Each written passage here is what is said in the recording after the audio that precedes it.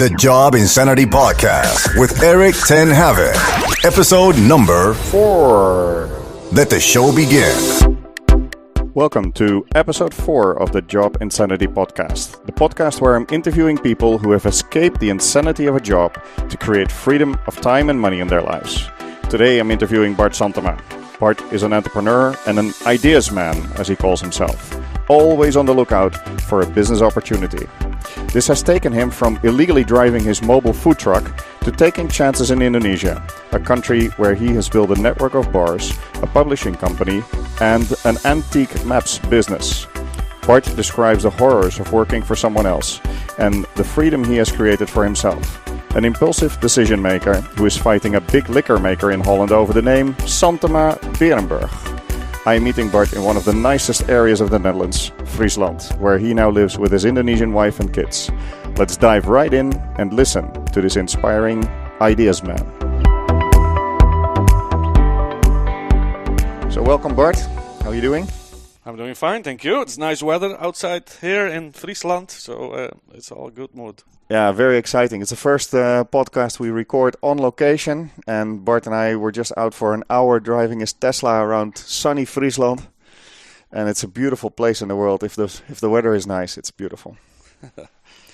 So, welcome, Bart. Bart and I know each other already for a while, quite a while. We were both in Jakarta together doing business there, and now Bart is back in the Netherlands, and I'm still in Jakarta, and I'm really interested to hear a little bit about how you look at life, because you're an entrepreneur and you always make your money in businesses, and maybe try to explain a little bit how you started with all of that, and especially how you ended up in Indonesia and started your business there.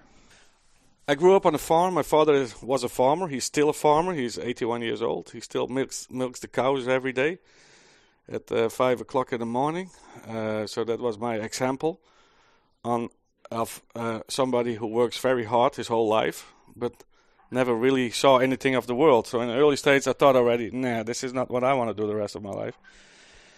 So I went to a school, International Agriculture Trade was my major at the Tropical Agriculture High School in Deventer in Holland. Trading was always in my blood. I was always at a young age already buying and selling stuff.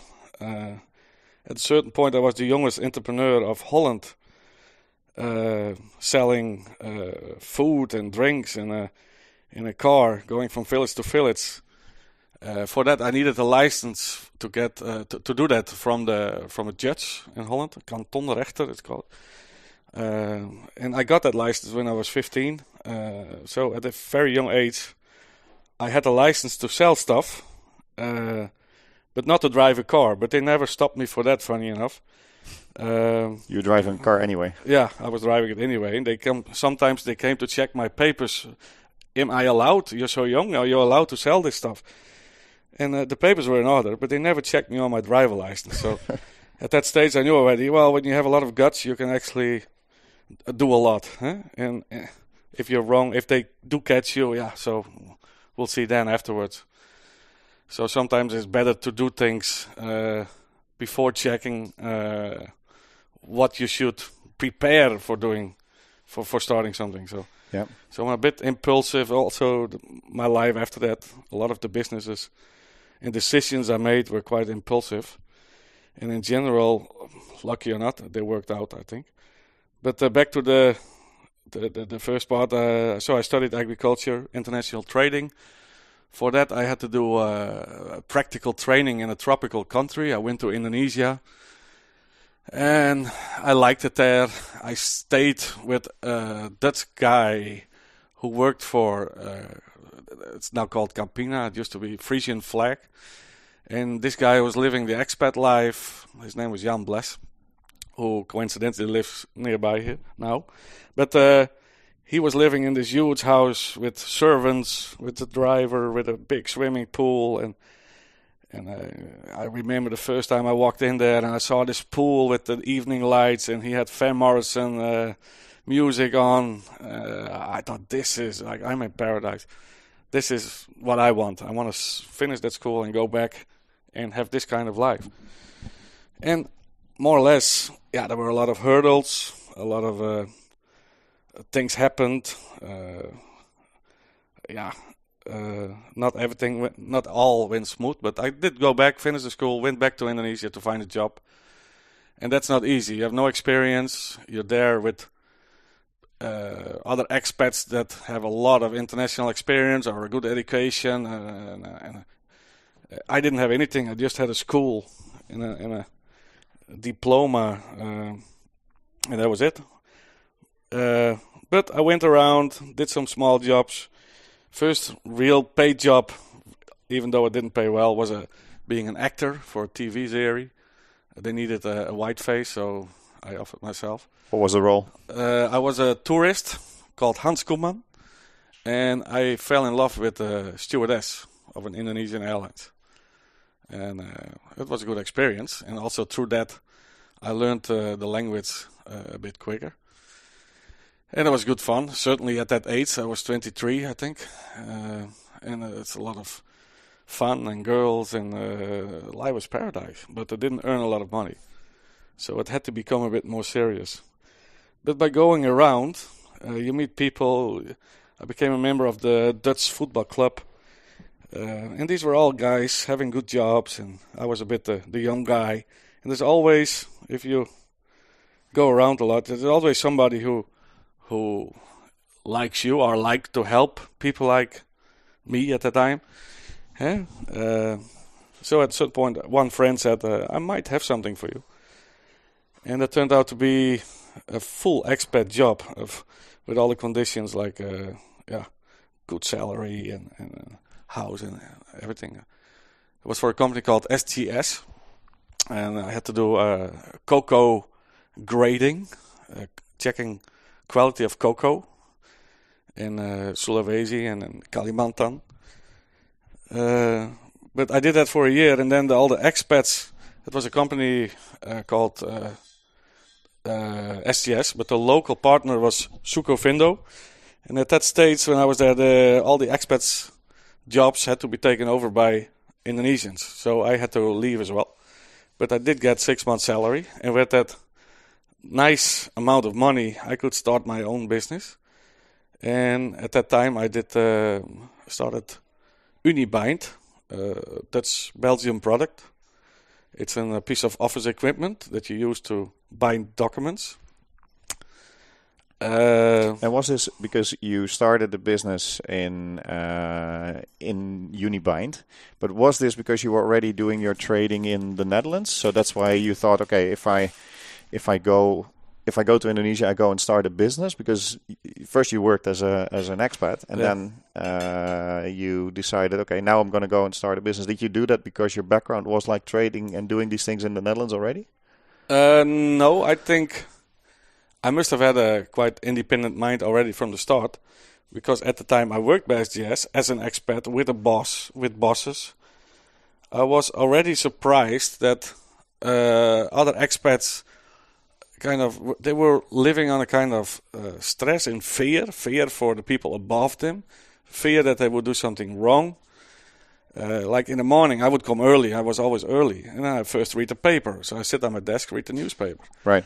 And another expat, a grown-up man, 50 years old, said, really afraid. He looked me in the eye. I said, keep that paper down. The boss is coming soon. And I said, Jesus Christ, this guy has worked his whole life like that. I mean, being afraid for his boss. Oh, this is not my style. So I thought quite soon already I need to do something for myself. So I started at Unibind, taking a risk. All the money I had, put it in there. And it kind of went okay. But then the crisis came, 1998. Riots in Jakarta.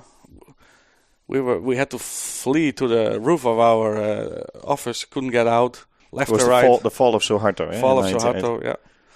I think so. More than 3,000 people, mostly Chinese, got killed. Yeah, there were enormous riots in the street. Yeah, and we were in a kind of office district, and left and right, office buildings went up in fire.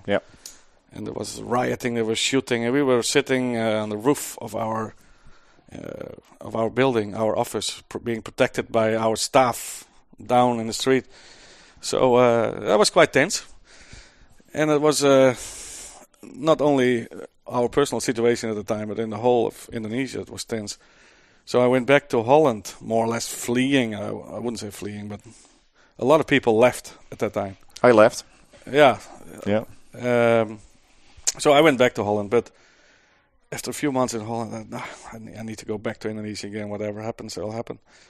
So I worked in the night shifts of some milk factory and got enough money, go back to Indonesia, and again try my luck, try to find a job. So I found a job with an interior designer, a developer. He did projects, doing office interiors, and that was a Dutch guy.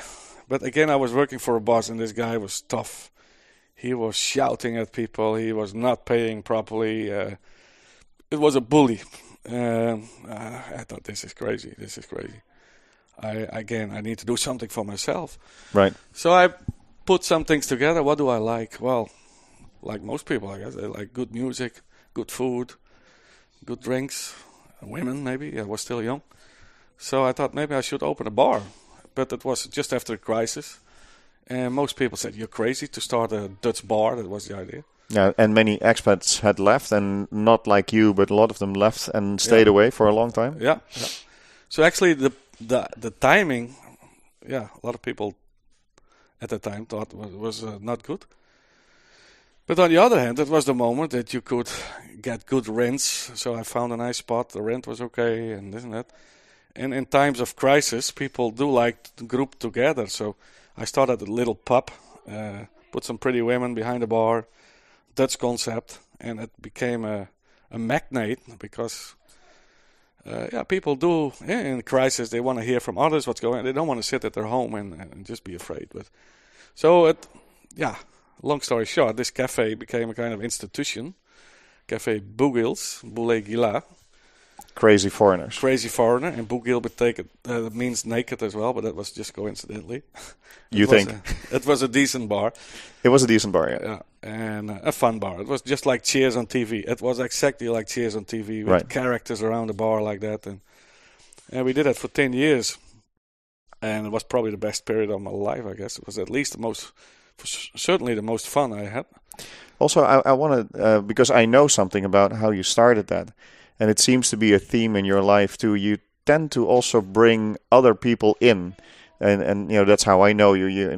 You're a person that brings people together. And even when you started this business, you didn't do it all by yourself. You brought in other shareholders and other people that were interested in it. Yeah, I think especially like an idea like a cafe, it makes it easier if you have.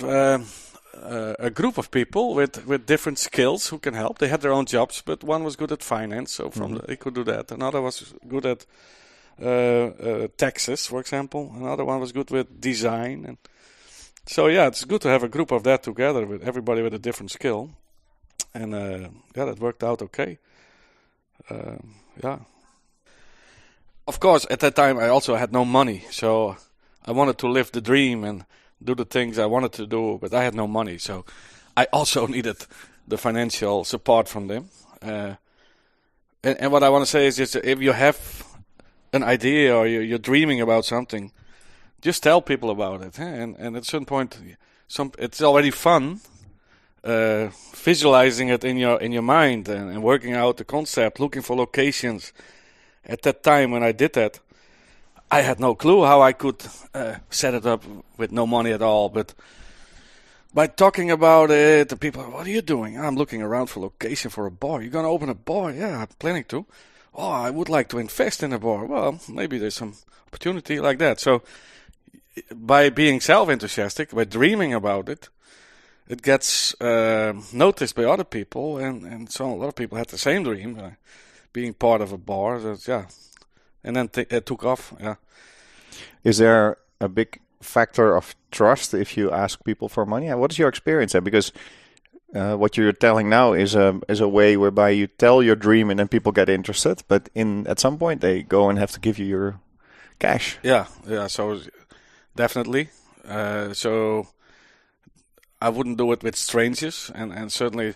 And I'm not that good with finance. I mean, I'm good with ideas, but not with finance. So. The first one was a guy, Wouter, who is a finance wizard and reliable. And so to have him as the first partner was perfect, because he could work out the financials. He could make nice proposals to other ones and really control it. So that was perfect, yeah. Now, if I had to do that part myself, it would have been a mess. Yeah, and that's also, I've also worked with partners in my businesses. It's nice if you find people that have complementary skills to your own. Yeah, absolutely. And you're allowing yourself to trust them. That's the other part, right? Yeah, because if you bring in somebody that does the finances, you have to trust that he does a good job too. Yeah, that's true. Yeah. But you have to take risks somewhere at a lot of things along the road, and this is one of the things. Yeah? Right. Yeah, it's always a risk. But did it always work out well, or did you have problems with people too? Over the years, I think in general it worked out fine. Yeah. Yeah. That's good. Yeah, maybe I'm lucky, but yeah. And then what happened after that? So you had one bar; it was all going well. You started this with a group of friends. Yeah, had a lot of fun. A lot of fun. I didn't take that much money because I only had a small share. Right. And then I got a daughter was born, and then I think this is nice and fun, but in the long run, I need to have I have to pay for school and etc. etc. So I need to earn more. So maybe I should expand. And the other guy said, no, just stay with this bar. This is okay. We're making money. Maybe you can make more money with this place. But I thought, nah, this will be too limited. I go around again and I see if I can expand. And quite quickly I found another location. I thought, this is it. This spot is great. And I offered it to the other shareholders. I said, I'm going to take 25% of the shares, but you put the money together. This is the plan. Take it or leave it. First they said, no, stick with the first bar. That's good. But I said, no, I'm going to do this. So take it or leave it. And then in the end they said, okay. So we opened the second one, became a success.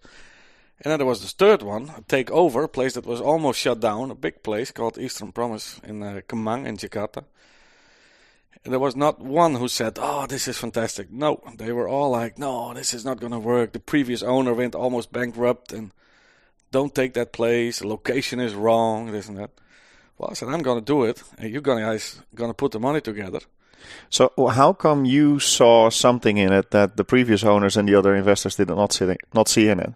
I don't know. Maybe that's the difference. Maybe they're accountants. They have different skills, like we said before, and they don't have this. I'm an idea man. Maybe that's the difference. I can visualize it very well. I see things that I can change, and then I can very good imagine what will happen if I do this and that. And I think over the years, most of the time, I think it has been proven right. And until today, the Eastern Promise is the best running place of Jakarta, the most popular expat bar. And that's not only me because I saw that spot and I took over at the right moment, but it's also putting the right people in the place. It's when we took over. First thing I did was sitting with the people that worked there, a lot of old people in the kitchen. They all thought they would be fired. I said, no, you're all going to stay here. We're going to use your skills. You're doing a good job, but we're going to give you a higher salary. We're going to renovate the kitchen. So they were all, wow, what's going on? It's going to be good. And they were motivated again, and they went for it. Second thing we did, we took all the few leftover regulars of the place. We brought them all together. And we invited them, free drinks. A lot of old people, actually, as well. But they all came, and I introduced myself, and I said, we're going to take over this place. We're going to make some changes. Yep. I said, you cannot do changes. We don't want TV here. We don't want windows in the place. Well, I said, all your input is welcome, but we do going to push a few things. I want to have windows. I want to have music, and a few things like that. And they were first not in favor, but the fact that they were invited to come with ideas, to be part of the whole thing, that worked well. While we were renovating, they were there every day almost to see the progress, and it was like they were part of it, and that was a good lesson for me. That if I ever take over a place, I will do it in the same way again. Get the people involved. Yeah. Right. But in general, that's also a theme in your life. Yeah, I mean, I was hinting to that in the beginning, but you're always, yes, you're full of ideas, but you're always the guy that brings others together, right? You're very into not so much networking yourself, but also hooking people up together. And Yeah. Well, actually, it's a basic. I mean, the first bar we made, I made the bar a U model. So people, when somebody sits alone on one side of the bar and on the other side there's another person sitting alone, they will chat with each other. Right. So that model worked well. And what I did secondly was to, as much as possible, introduce people to each other, because a lot of lonely people go to a bar and they sit there and nobody talks to them. So the staff had to talk to them. The staff had to introduce this guy, introduce him to the guy who was sitting next to him or across, as much as possible in him. So the next time they come, they know them. So it started growing like that. I think that's a lot of bars don't do that. I mean, you go to a Hard Rock cafe or whatever, you sit there, they give you the drink, you pay a lot, but they just leave you there with your drink and that's it. I never really enjoyed places like that. But did you find it hard to start a company or to run a company in a country that is not difficult, but there's a lot of uncertainty, there's a lot of rules you have to abide by, especially also when you sell alcohol, it's a bit more difficult. Yeah. So you didn't choose the easiest place in the world to start a business. How did you deal with that? I think we did have, over the years, we learned by experience. I had raids from the police and the government, and they sealed off the place, and I had to go to their supervisors and I don't know what to pay bribes basically to get open, to be able to operate again. But what I learned is, as long as you keep a low kind of humble attitude, don't brag, don't go against it, just calmly go with the flow and say yes, I'm sorry and everything. You have a more chance that they actually like you or think, well, this guy's not too bad. So, and with a lot of these people, I know the one guy from the immigration, once he wanted to kick me out of the country, and but long story short, he became one of my best friends, and he's now a general in the immigration office. So nice contacts. But at that time, he was like a lower officer, really angry at me, playing angry at me, threatening to kick me out of the country. And now he's one of my best friends. So never go against it, because it has no, you will not gain anything. Just play the game basically, because they don't follow the rules as they should, and it's a game. And when you lose, honest or not, just go with it. I don't know how to say that, but you have to be able to incasseren. What's that in English? You must be able to take a lot of hits and learn from that. And not see it as something negative. Yeah, just accept it, deal with it, do it better next time. Yeah.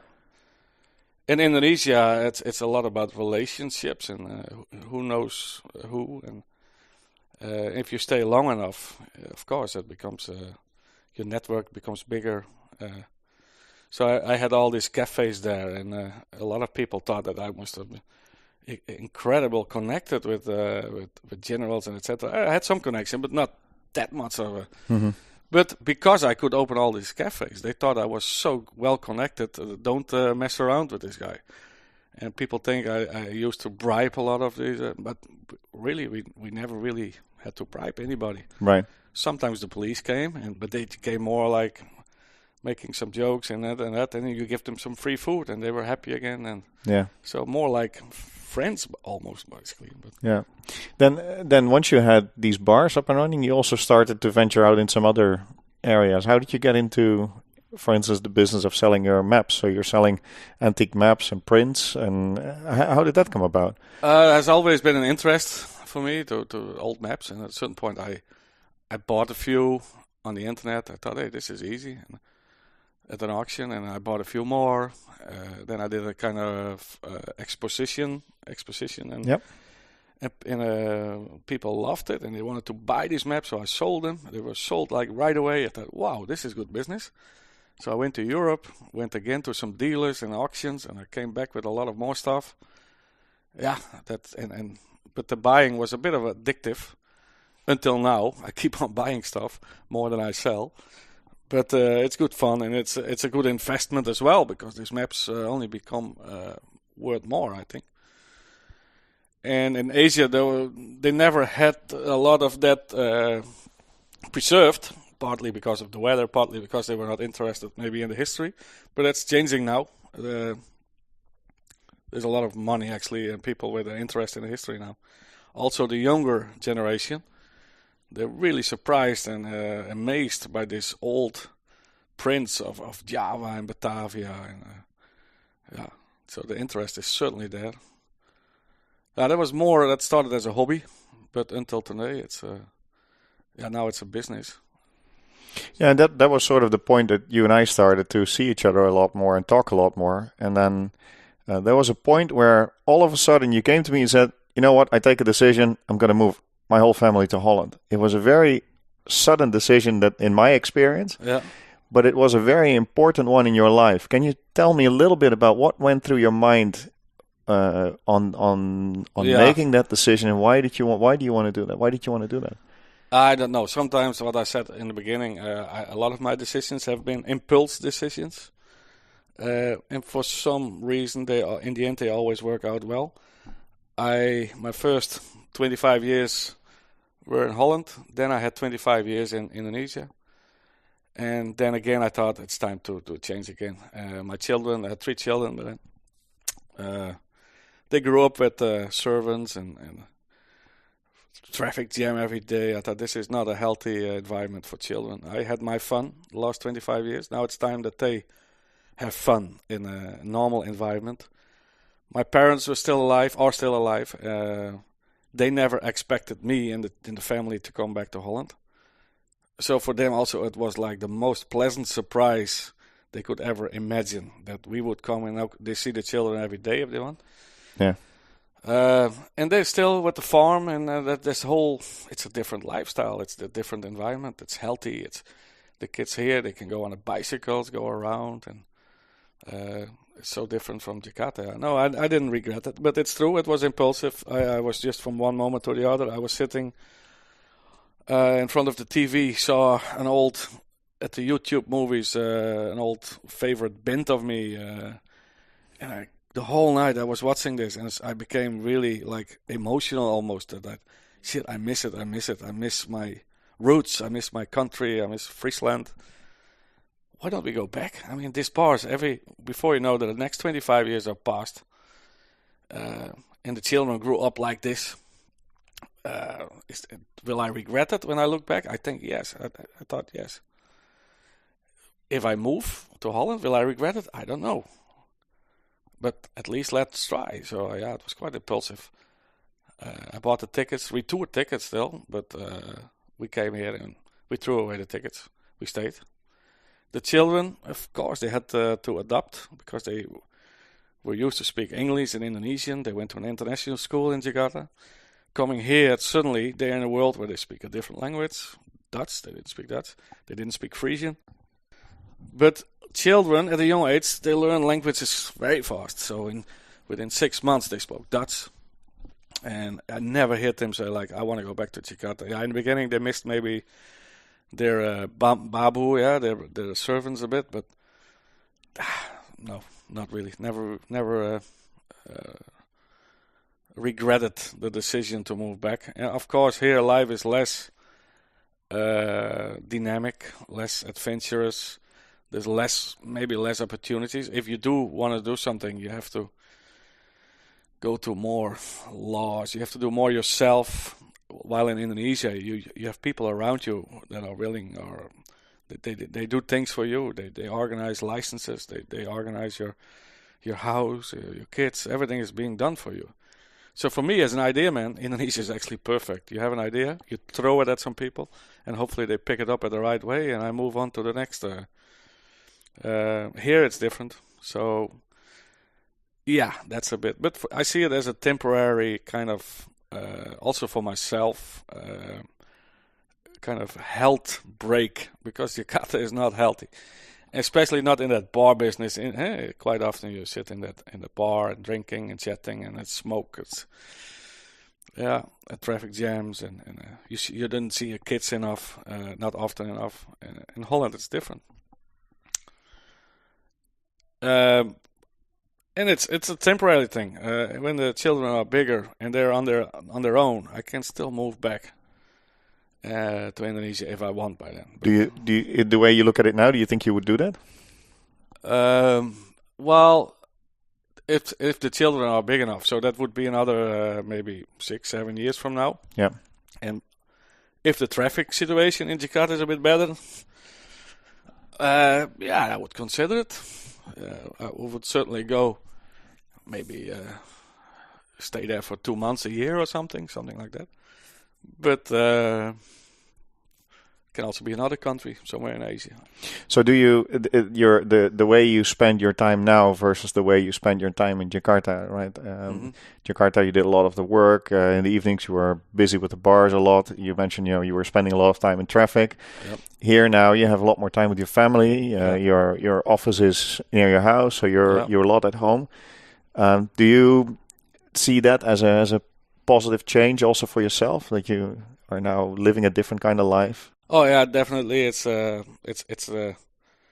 healthier choice. So is health something important to you at the moment? Well, after you're 50, I'm now 50. You do get tired a bit easier or whatever. The small things start. You need glasses to read your books and things like that. On the other side, so that's certainly in Indonesia. You grow older quicker.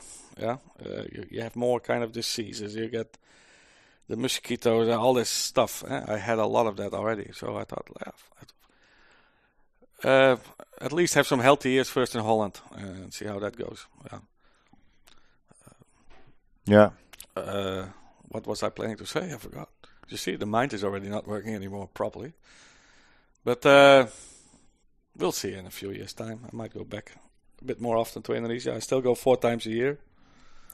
But, in your, you mentioned yourself, you're an idea man. So in the current situation where your businesses are still providing you with income, do you have more room and do you have more time to spend on thinking or putting together ideas or new things? Is that also something you're spending more time on now?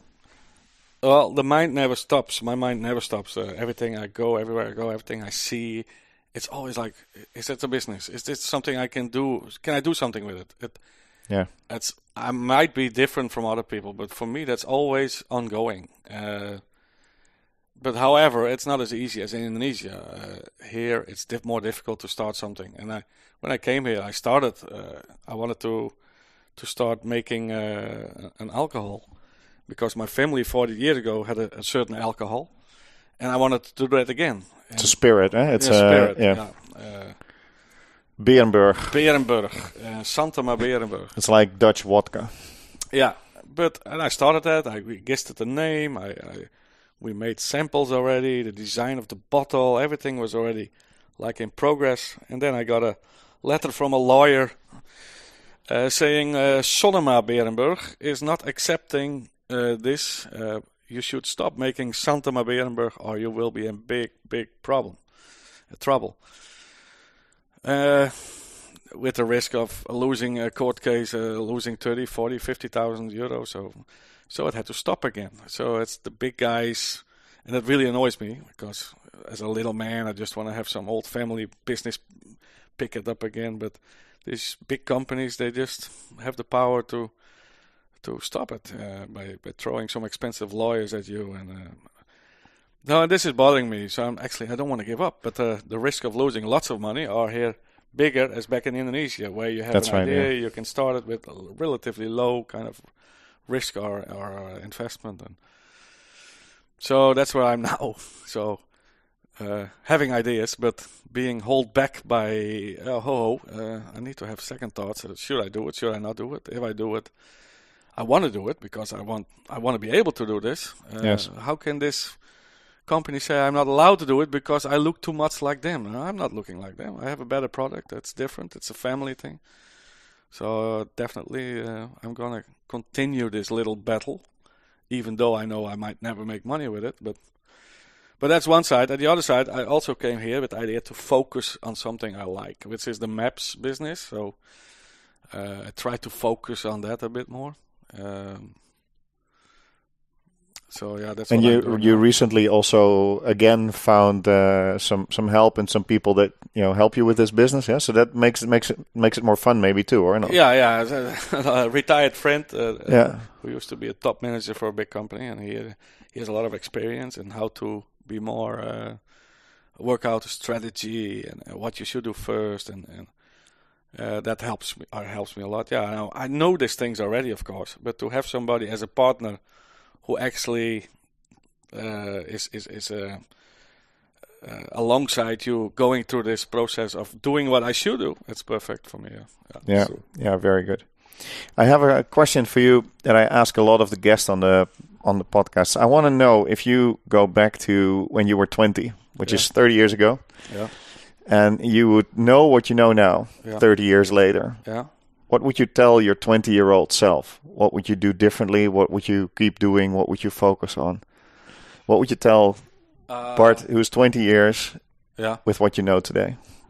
Oh yeah, no, that's an easy one. I think everybody at a young age take risks while you can, while you don't have a family to maintain or other investments like a house you have to pay your mortgage the rest of your life. Don't do all that stuff. Just go out in the world and take risk. Try something in another country, and it might go wrong. It might not go wrong, but most likely it will go wrong. But you will learn so much from it. And along the process, you meet so many people that are so interesting.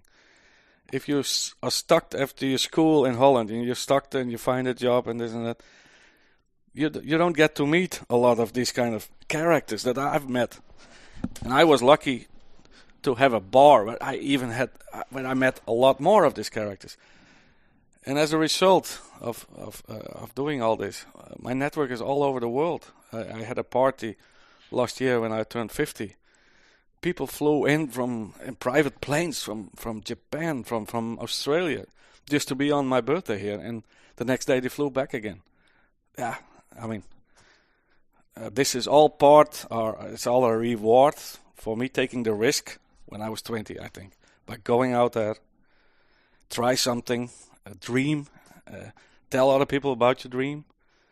And with a bit of luck, I mean, if you just sit here every day at the same spot, luck will not come to you. You have to go out and find luck. And definitely it will be a great experience if you do that. Yeah. I mean, what's the worst that can happen when you're 20? Lose all your money? You still can go back. Yeah. For a lot of people, it's a big step. I think so, but step one is just book that ticket and go somewhere.